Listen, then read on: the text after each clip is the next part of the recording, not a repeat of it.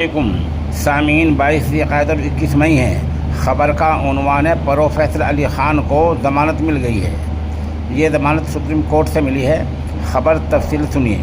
Ashoka university کے professor Ali Khan Mahmood آبادی کو سپریم کورٹ نے راحت دے دی ہے۔ سپریم کورٹ نے گرفتار پروفیسر کو ضمانت دے دی ہے۔ سپریم کورٹ نے جانچ پر روک لگانے سے انکار کر دیا ہے۔ سپریم کورٹ نے سرکار کو معاملے کی جانچ کے لیے SIT تشکیل دینے کی ہدایت کی ہے اور کہا کہ فرد کی آزادی ہے، لیکن تبصرہ ابھی کیوں؟ پروفیسر محمود آبادی کی طرف سے کپل سبل نے سپریم کورٹ میں دلیل دی۔ کپل سبل نے کہا، میرے موکل کا وہ بیان دیکھیں جس کی بنیاد پر یہ مقدمہ درج کیا گیا ہے۔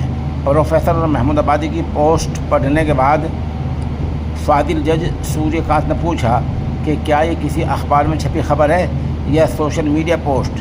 اس پر کپل سبل نے کہا کہ یہ ایک ٹویٹر پوسٹ ہے۔ سبل نے پروفیسر علی خان محمود آبادی کی پوری پوسٹ پڑھ کر سنانے کے بعد کہا، یہ دیش بھکتی سے بھرا ہوا بیان ہے۔ کپل سبل نے فاضل عدالت میں یہ دلیل دی کہ جو لوگ بنا سوچے سمجھے لڑائی کی مانگ کر رہے ہیں، یہ تبصرہ میڈیا کے لیے ہے، یہاں انہی کی بات کی جا رہی ہے۔ اس پر فاضل جج نے کہا کہ لڑائی کے گمبھیر نتائج پر تبصرہ کرتے ہوئے اب یہ سیاست پر اتر آئے ہیں۔ بیان پھر سے پڑھیے۔